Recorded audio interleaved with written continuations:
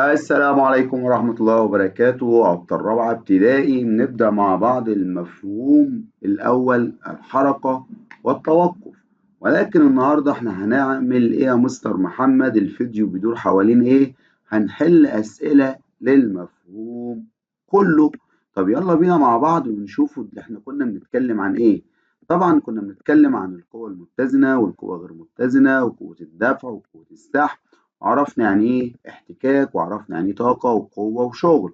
طب يلا بينا مع بعض يا أبطال، بنبدأ مع بعض بأول سؤال معانا. بيقول لي سؤال صح أو خطأ. السؤال الأول بيقول لي نستدل على بذل شغل عن طريق حركة الأجسام مسافة تحت تأثير القوة. طبعا عبارة صحيحة. قوة الدفع هي القوة التي تجذب الأجسام نحونا. بينما قوة السحب هي التي تبعد الأجسام. طبعا الكلام ده غلط لأن هنا عكس الاتنين مع بعض يا أبطال. عند دفع الجسم بقوة صغيرة يتحرك مسافة كبيرة. طبعا هتبقى عبارة خاطئة. عندما تقوم برفع حقيبتك من الأرض إلى أعلى فإن القوة المؤثرة عليها متزنة. طبعا عبارة خاطئة. 5. تؤثر قوة الاحتكاك في نفس الاتجاه. طبعا خطأ لأن احنا قلنا فيها شطار في عكس الاتجاه. وقلنا إن الاحتكاك قوة تنشأ بين سطحي جسمي متلامسين وتؤثر في اتجاه معاكس لحركة الجسم. سؤال 6. عندما يسقط القلم من يدك على الأرض فإن القوة المؤثرة هي قوة سحب. طبعا صح، أو الجاذبية. كلما قلت قوة دفع الكرة الساكنة زادت السرعة. طبعا العبارة خاطئة. 8. القوة غير المتزنة تسبب في حركة الأجسام الساكنة. صح. القوة تكون دفع أو سحب. طبعا صح. الطاقة هي القدرة على بذل شغل. طبعا صح. حالة الجسم قد تكون ساكنة أو في حالة حركة. طبعا صح. تبطئ السيارة حركتها نتيجة وجود قوة سحب تنشأ بين العجلة والطريق. طبعا لا، أمال إيه يا مستر؟ الاحتكاك. يبقى العبارة دي خاطئة. طيب السؤال رقم 13 بيقول لي تتسبب قوة الجاذبية حركة الأجسام. طبعا الجاذبية لأ. بيقول لي الأعلى. طبعا الجاذبية يبقى ليها شطار لأسفل. طب بيقول لي السيارة المتوقفة على جانب الطريق تؤثر عليها قوة متزنة. صح. بعض أنواع الحركة لأنها لا تتحرك. بعض أنواع الحركة لا يمكن ملاحظتها. طبعا صح. قد يتحرك الجسم عندما يتأثر بقوة دفع أو سحب. صح. قوة الهواء قد تتسبب في تحريك بعض الأشياء. طبعا صح، زي الأوراق مثلا أو الجريدة بتاعة النخلة، ورقة بالونة. تمام. سؤال 18. تطفو المراكب الخشبية فوق الماء لعدم وجود جاذبية في الماء. طبعا خطأ. يدل تغير موضع الجسم بالنسبة لنقطة ثابتة على حركة الجسم. طبعا صح. تتحرك كرة ساكنة على الأرض إذا أثرت عليها قوة مناسبة. طبعا صح. لا يتحرك الجسم الساكن إذا كانت القوة المؤثرة عليه متزنة. فعلا صح. الجاذبية قوة سحب الأعلى. طبعا خطأ. طب يلا يا بطل خش على السؤال الثاني. بيقول لي اختر الإجابة الصحيحة. سؤال مميز، يلا نركز يا أبطال.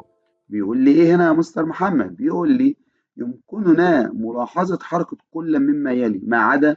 طبعا كرة طبعا أنا شايفها، شخص أنا شايفه، ورقة أنا شايفها، لكن حركة الكواكب حول الشمس أو كوكب عطارد أنا ما بشوفهوش.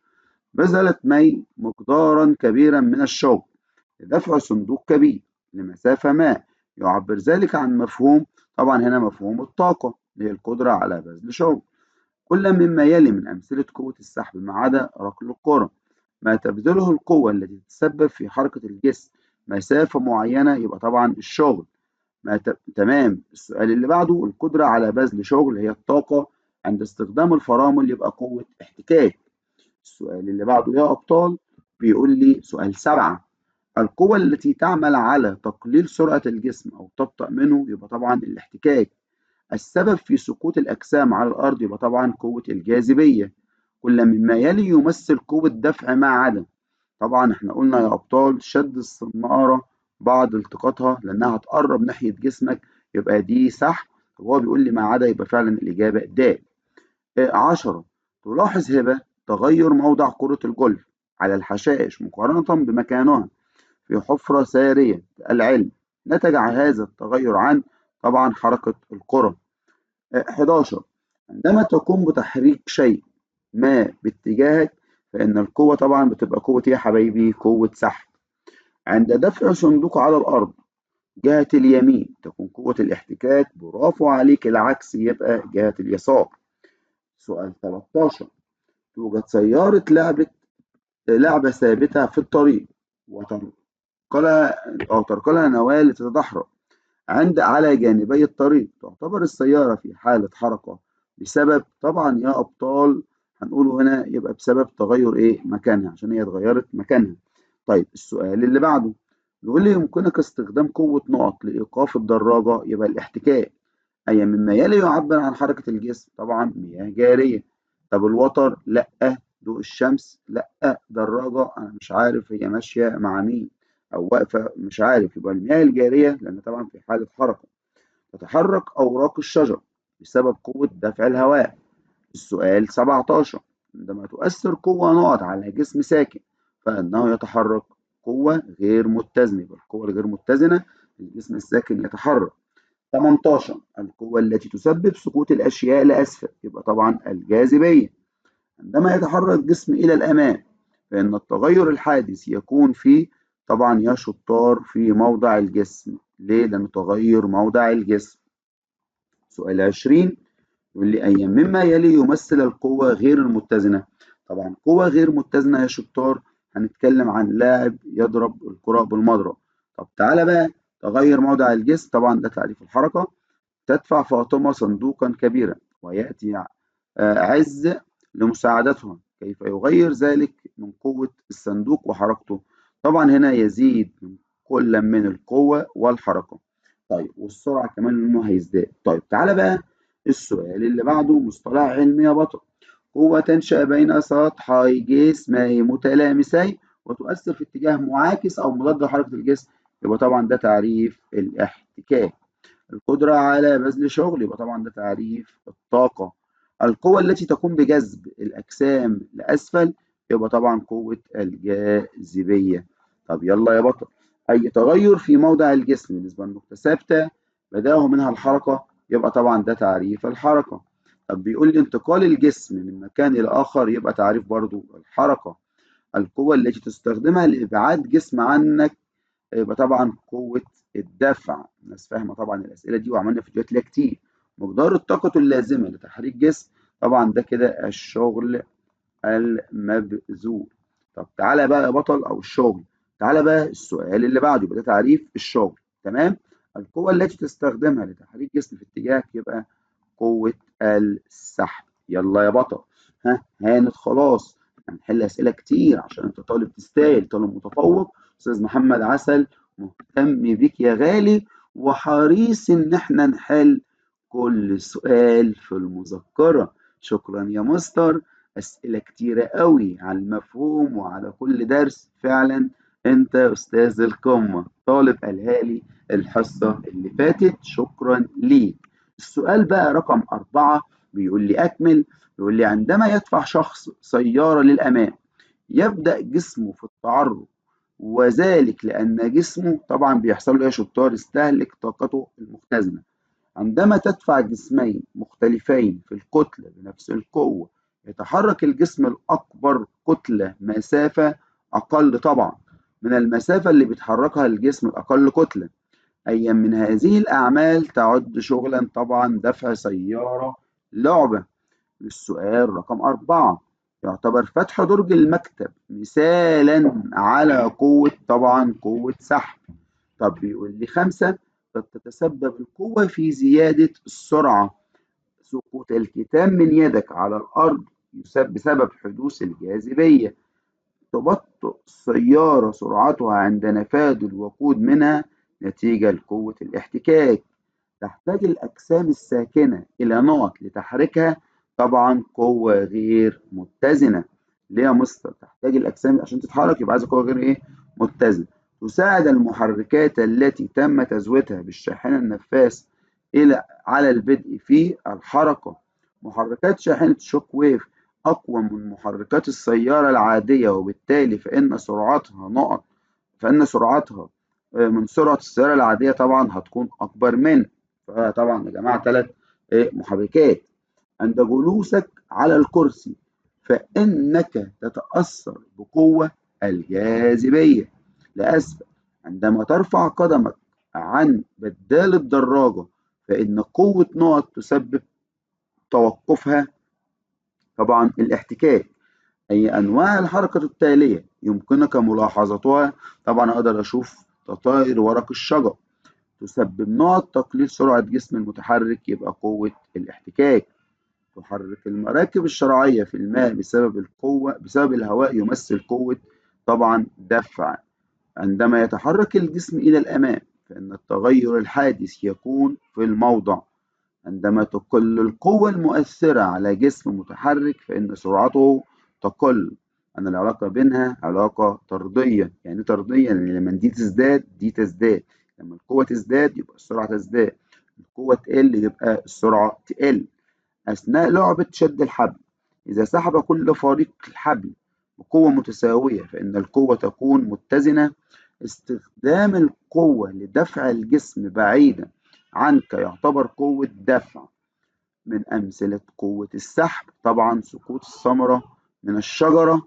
عندما يتغير موضع الجسم من مكان لآخر فإن الجسم يكون في حالة حركة. ده طالب ممتاز، وصلت معانا لجزء جميل قوي. خد نفسك، اشرب مية، ريح دقيقة، تعالى كمل الفيديو. ايه، شربت مية؟ طب يلا بقى نكمل الأسئلة. بيقول لي أكمل. يستهلك الطفل قدرا من الطاقة المختزنة في جسمه. يبقى ناخد بالنا، يبقى المختزنة في جسمه. السؤال ده كان في البداية في أخطر. تحريك شنطة السفر تجاه يمثل قوة سحب. تتوقف الأجسام المتحركة عند وجود قوة مبذولة مساوية لها في الاتجاه ومضادة لها في المقدار. تأثر الصندوق الموضوع أرضا بقوة متزنة تجعله ساكنا. إذا لم يتغير موضع الجسم يكون الجسم في حالة سكون. تزداد سرعة السيارة بزيادة القوة، واكتب عليها كده علاقة طردية. تمام، هنتكلم عليها بعد كده. الطاقة هي القدرة على بذل الشغل. سؤال أخطر، يلا يا بطل. يقول لي القوة تؤثر على الجسم فتغير اتجاه حركتها، يبقى طبعا هتبقى قوة غير متزنة. شد الحبل بنقول عليه سحب. أما الضغط على المفتاح الكهربي قوة دفع. أما تؤثر قوة على الجسم يتحرك بنفس سرعته يبقى دي قوة متزنة. طيب تعالى بقى سؤال أخطر. توصيل. لا تسبب حركة الجسم الذي تؤثر عليه، طبعا يبقى دي القوة المتزنة.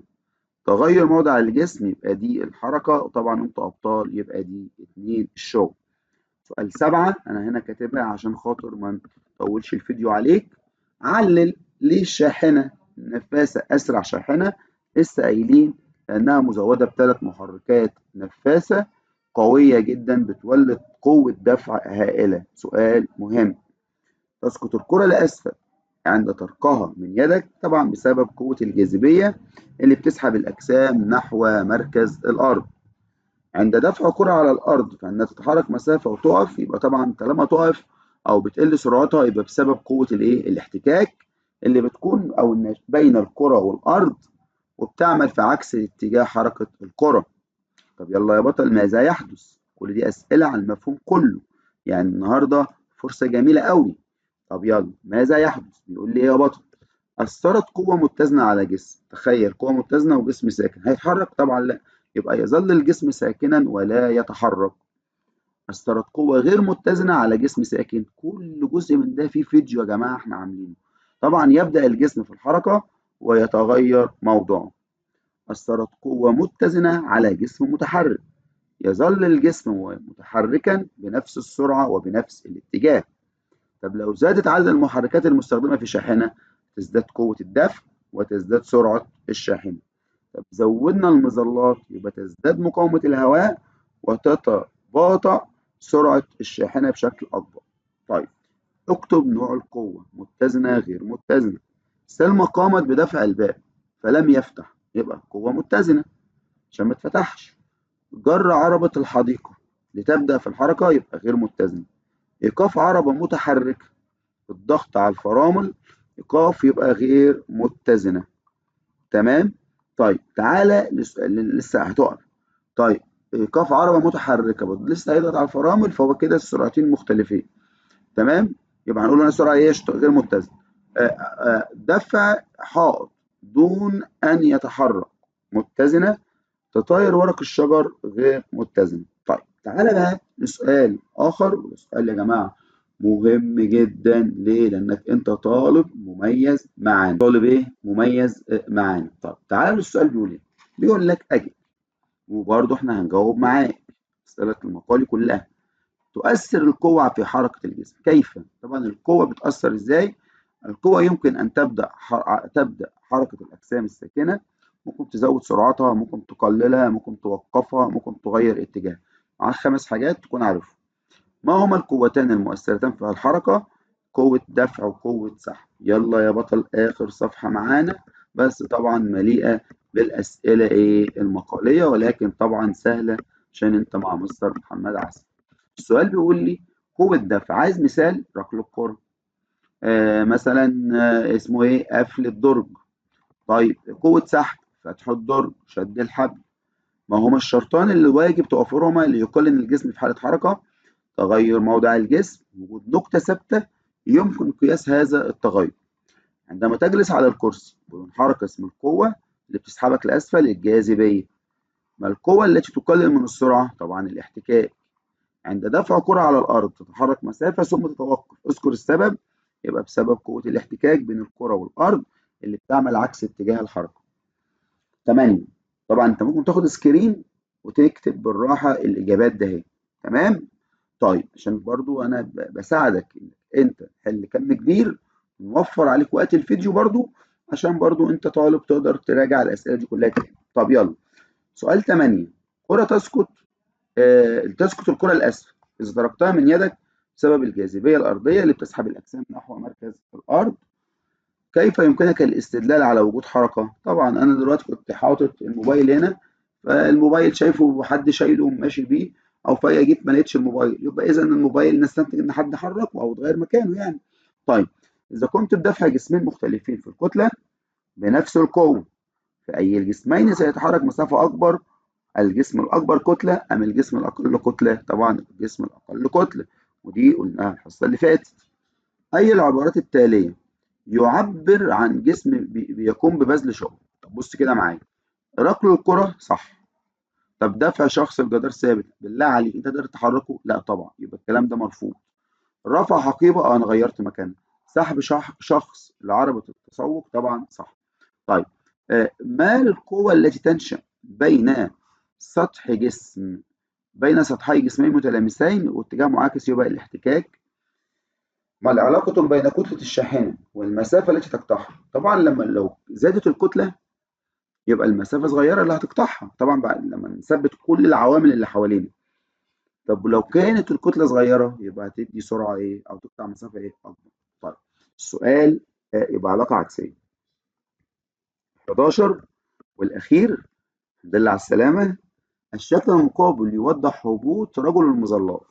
يكون تأثير قوة الاحتكاك طبعا لأعلى، لأن هو الراجل نازل لتحت، فالاحتكاك هيبقى العكس، يبقى الأعلى. طبعا أنت فاهم.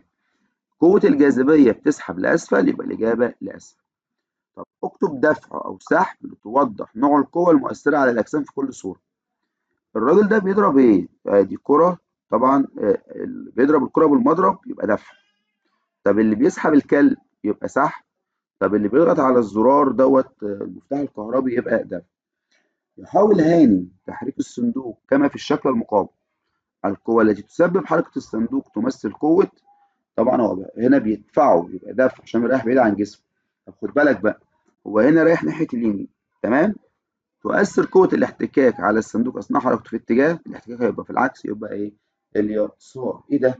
إحنا وصلنا لجزء مهم جدا. أنت طالب شاطر، خلصت معايا. لو أنت واجب بقى اليوتيوب ده طبعا للطلبة المميزة اللي يقدر يحل الامتحان دوت. أنت طالب مميز، صفحة 97 معاك وقت حل. طيب راجعت كل ده وكتبته، انت كتر خيرك، انت طالب شاطر. المستر ما قصرش معانا، الحمد لله قدرنا نبعت لك كل الاسئله محلوله. الجزء اللي تلاقي فيه سرعه في الفيديو بتاخد سكرين، بتوقف الفيديو، بتقدر تسمع الفيديو براحتك خالص. اسئله زي دي يا جماعه لو احنا حليناها في الحصه ناخد حصه فيها كامله ومش هنلحق نكتب كل الاسئله المقاليه. اذا احنا وفرنا على حضرتك 8 حصه، وفرنا على حضرتك وقت حصة كامل، أسبوع كامل. يبقى أنت وصلك فيديو جميل شامل المفهوم كله، كل الأسئلة بكل أفكارها بكل المقالي، كل صح وغلط واختر وأكمل. يعني أنت والمصطلح العلمي كله، السبع ثمان أسئلة اللي عليك في المفهوم كله. طبعا مش في الدرس ده بس، احنا متعودين مع بعض من بداية المنهج. أنا سعيد بوجودي معاكم. أتمنى إن إحنا نراجع ونستعد للفيديو القادم، لأنه هيكون مراجعة على شهر نوفمبر. كنتم مع أستاذ محمد عسل، معلم أول العلوم والأحياء، والسلام عليكم ورحمة الله وبركاته.